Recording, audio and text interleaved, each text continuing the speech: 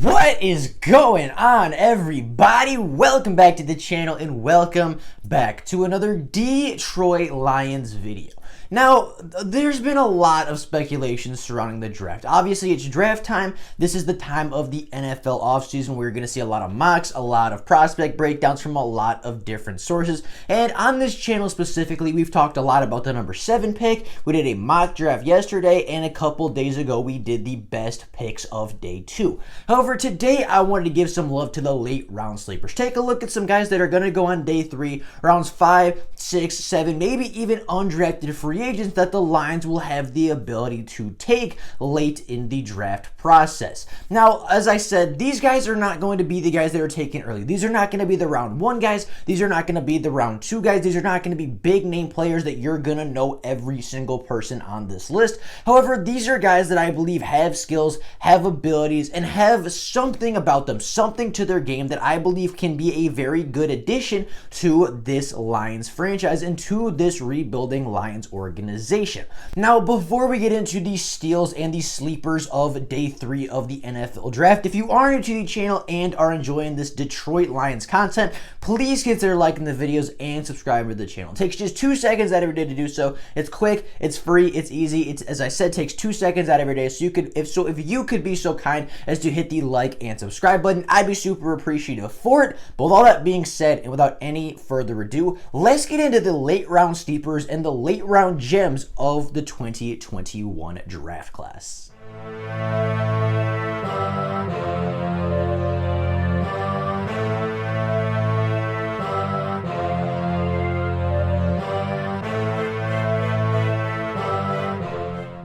Now, each and every year, the NFL draft class puts out a lot of very good talent, right? That's what the NFL draft is for. The NFL draft is to get young and good talent to acquire for your franchise. However, every single year, there's always 2 or 3 players that go in the late rounds that just exceed all expectations. Players that if the draft were to reoccur, if there were to be a redraft, players would be taken much higher because they far outperform their draft stock. Tom Brady is obviously the poster child for that, but even going back to this last draft, the 2020 NFL draft, John Penisini, Jordan Fuller, and Tyler Johnson all went in the 6th round and all were incredibly productive for their teams. So every single year there's a bunch of steals and a bunch of sleepers late in the draft. And in this video, I wanted to go over a few of my sleepers, guys that you need to keep an eye on, guys that you need to look out for, and guys that the Lions should be targeting come day 3 of the draft, or maybe potentially even come UDFA. Now, before I get into my list and before I get into my prospects, I want to give an honorable mention to Paris Ford. He would obviously be on this list. I think he's an incredible talent for the late rounds of the draft. However, I talked about him a lot yesterday, and I've talked a lot him about on streams before, so I don't want to sound super repetitive. I don't want to be saying the same prospects over and over and over again on my channel. So I've talked about Paris Ford a lot. I talked about him yesterday. I talked about him a lot on live streams. So he is an honorable mention. He is one of my late round sleepers, but I did not want to go over him. I did not want to take up a bunch of time to reinstate and restate what I said about him yesterday. Now, my first day 3 prospect for the Detroit Lions is Trey Sermon, the running back out of Ohio State. Now, Trey Sermon stands at 6'1", 215 pounds. He's a very good-sized running back for the NFL, and although he did not start the 2020 season incredibly well for the Buckeyes, he finished incredibly strong before his injury that ended his season in the College Football National Championship. Now, when I say Trey Sermon finished the season incredibly strong, I don't mean he had a 100-yard game here and there, or he had a 2 or 3 touchdown game. Trey Sermon finished in historic pace. He finished the 2020 season at historic pace for a running back in his second to last game as a Buckeye in the Big Ten Championship versus a top 5 rushing defense in Northwestern. Trey Sermon had a record-breaking day of over 331 rushing yards and 2 touchdowns, most of that coming in the second half, and obviously that was a record-breaking day for Ohio State, and that was a record broken by Trey Sermon at the running back position. And the craziest part is all of that came in the second half. And Trey Sermon could have absolutely shattered that record if he was given opportunity in the first half of the game of that Big Ten championship. And then not even 2 weeks later in the college football semifinals, he went off versus number 2 Clemson as he rattled off 193 rushing yards along with a rushing touchdown. Now, he did have one carry in the national championship for 2 yards and then did end up breaking his collarbone on that play. However, even with the injury, obviously the injury sucks and the injury is very unfortunate for him. However, because it is a collarbone injury, it should heal relatively easily and it should not affect him as a running back. It's not like a knee or a leg injury that should affect explosiveness or power or any of the things that I like about him as a running back.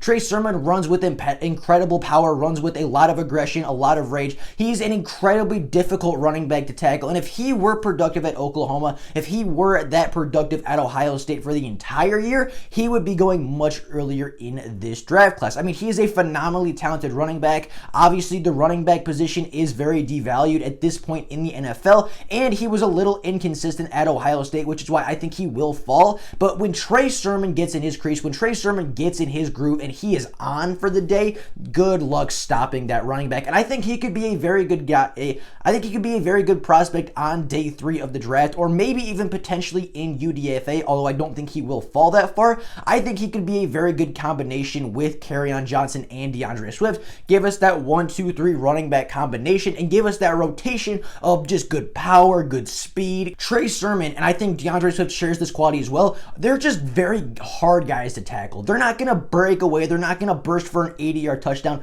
but they're just really tough to bring to the ground. And I think that's a very undervalued skill at running back. A lot of people look for, can my power back push the pile for 3 yards if I need him to? Can my running back, bust off an 80-yard touchdown, just go out of pure speed and out of pure acceleration? But I think an underrated skill at running back is just being able to break tackles and stay on your feet after contact. And Trey Sermon has incredible balance, incredible contact balance. He has incredible strength in his lower body, and the dude is just so difficult to tackle, and that is why he was my number 1 prospect for day 3 of the draft. Now, my second prospect that I wanted to talk about today is Anthony Schwartz, the wide receiver out of Auburn. Now, Anthony Schwartz never really produced a lot at Auburn. He was never really a big name wide receiver in college football. However, the reason I have him on this list is because 1, he will go incredibly late in the draft. I see 7th round at the earliest, 6th round at the earliest for Anthony Schwartz, mostly because he's not really a wide receiver so much as he is an athlete. And on the 3rd day of the draft, in the 6th or the 7th round, if you can get an athlete of this guy's caliber, you have to pull the trigger. This dude is a track and field star at Auburn as well as a football star. He runs in the 4.27 range. He's got good quickness,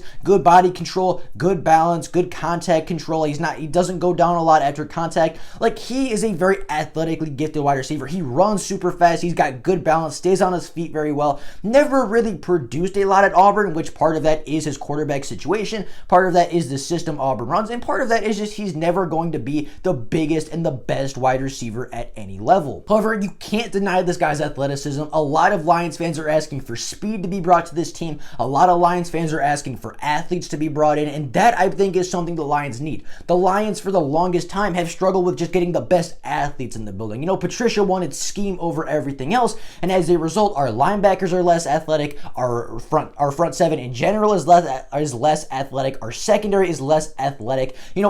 Especially our wide receivers. Quintez runs in the 4.7s. Geronimo Allison, not the greatest athlete. Marvin Jones, a solid wide receiver, not necessarily the biggest, scariest athlete. Kenny Galladay, great wide receiver, not necessarily the biggest, scariest athlete on the field. Nobody on the Lions roster runs like Anthony Schwartz, and I believe on the 3rd day of the class, the 6th or the 7th round, getting just a guy of his athleticism, a guy of his big play potential could be really big for this Lions team as they look to add more speed and explosiveness to the roster. Now, the 3rd prospect on the list I have no idea how to say his name, but you guys have suggested him a lot. You guys have talked him up quite a bit, and it is the safety out of USC. Now, I'm not going to try to pronounce his name. It'll just be on the screen, and it'll just be in the highlights.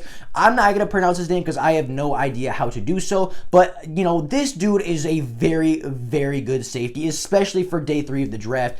I believe his name is Talan Noah. I don't want to do his last name, but I think I got the first name right. Talan Noah stands at 6'1", 215 pounds. Last year with the USC Trojans, he totaled 62 total tackles, 5.5 tackles for loss, 3 sacks, 4 interceptions, and 2 forced fumbles in just 6 games. He plays very physical, very violent as a tackler. He welcomes contact. He likes the contact. He embraces contact. I mean, he is just a very good tackler, very physical safety, not scared to get his hands dirty, not scared to hit you. And as of last season, his ball skills in the air, his coverage skills improved tremendously from 2 seasons ago to this past season. I think he took big strides last year as a safety at USC. And again, he's not necessarily the biggest name, not necessarily the biggest guy, not necessarily even the hardest hitter, but he welcomes contact. He's not afraid to tackle you. He's a violent, physical player, and he has improved tremendously in his coverage ability as well. And I believe he's just a playmaker. Like in 6 games, he forced single-handedly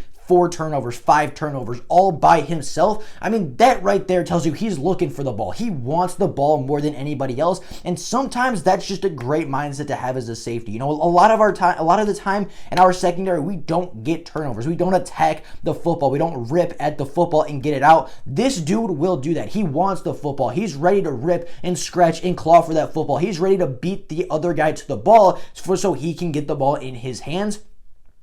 He's a turnover machine. He's a very athletic guy. Again, at safety, very athletic player, very good at forcing turnovers, and just has a mindset. In the 6th round, 7th round, on day 3 of the draft, I'm not necessarily looking for the best production. I'm not necessarily looking for the cleanest, most polished prospect. I'm looking for guys with athletic ability. I'm looking for guys with high upside, and I'm looking for guys with good mentality for football. And this guy, this safety out of USC, checks every single box for me. I mean, he's aggressive as a safety. He's physical. He welcomes contact. He rips at the football. He's a turnover machine and is just a big playmaker for the Trojans secondary last season. Now, the 4th prospect I have for day 3 of the draft, and the 4th prospect I think the Lions could target on day 3 of the draft, is Ben Cleveland, the guard out of Georgia. Now, Ben Cleveland stands at 6'6", 354 pounds, so he's a very big guy. He has solid technique, solid hand use, solid strength, and he's a very smart offensive lineman. I mean, I'm not going to say he is an elite prospect. Obviously, doesn't have great speed, doesn't have great strength, isn't the greatest athlete, but he's very technically sound, very technically refined, has good hands, good technique, is pretty solid when it comes to anchoring. I mean, he's not necessarily the greatest, the biggest, the fastest, the strongest, as I said. Overall, he's just a solid guard, and he will be a solid guard in the NFL. I don't think we need him to step in immediately. We could get him in the late rounds and develop him for a year or 2 and then have him step into that role, or he can just be a cheap option as a backup guard for an entire career and be one of the better backup guards in the NFL for a long time.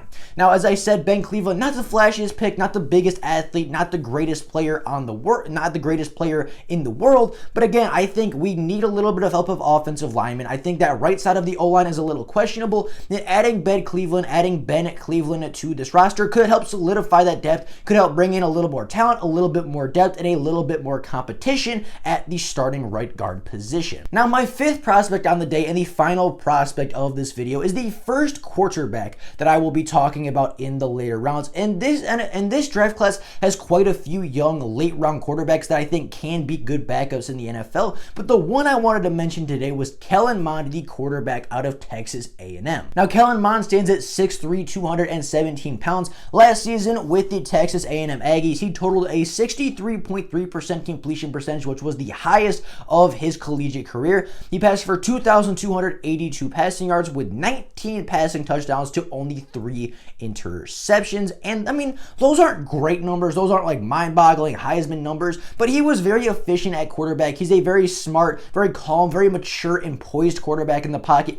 Pressure does not faze Kellen Mond a whole lot, is something I noticed. He always keeps his eyes downfield, is relatively good at keeping is relatively good when it comes to pressure. He's not fazed by it. It doesn't usually affect his throw. It doesn't usually affect his mindset or his progressions all that much unless it obviously gets to him immediately. He has good arm strength, good mobile ability. I mean, he's not going to be a starting quarterback in the NFL, and I'm not going to say he will be a starting quarterback in the NFL, but I think he'll be one of the better backups for a while. He's got good athleticism, decent arm strength. He's a smart and mature quarterback for somebody coming out of college, and I think overall he can just be a solid backup backup to Jared Goff. And if Jared Goff does go down with an injury, if Jared Goff's thumb, breaks again, or if something else happens to Jared Goff, I think Kellen Mond could step in and win us a football game or two just because of how mature he is as a quarterback, because he has a lot of the intangibles. And although I don't think he's necessarily built enough, I don't think he's necessarily poised enough, I don't think he's necessarily good enough to be a full-time starting quarterback, I do think he has enough maturity. I do think he's poised enough. I do think he has enough talent, and obviously statistically is pretty solid enough to be our backup for many, many years. With all that being said, those are the 5 prospects. Those are my 5 late round sleepers to keep an eye on in this draft.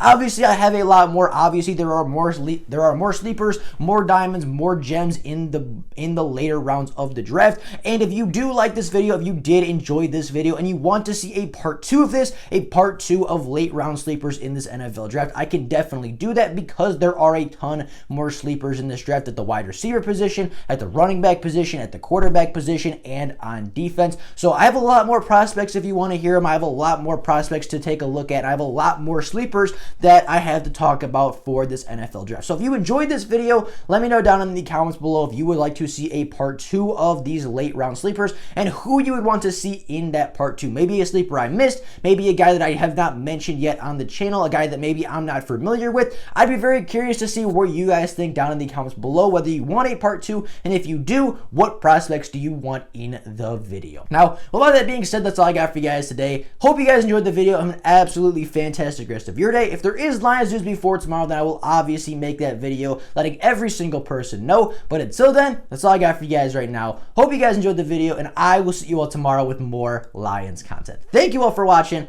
Bye, guys.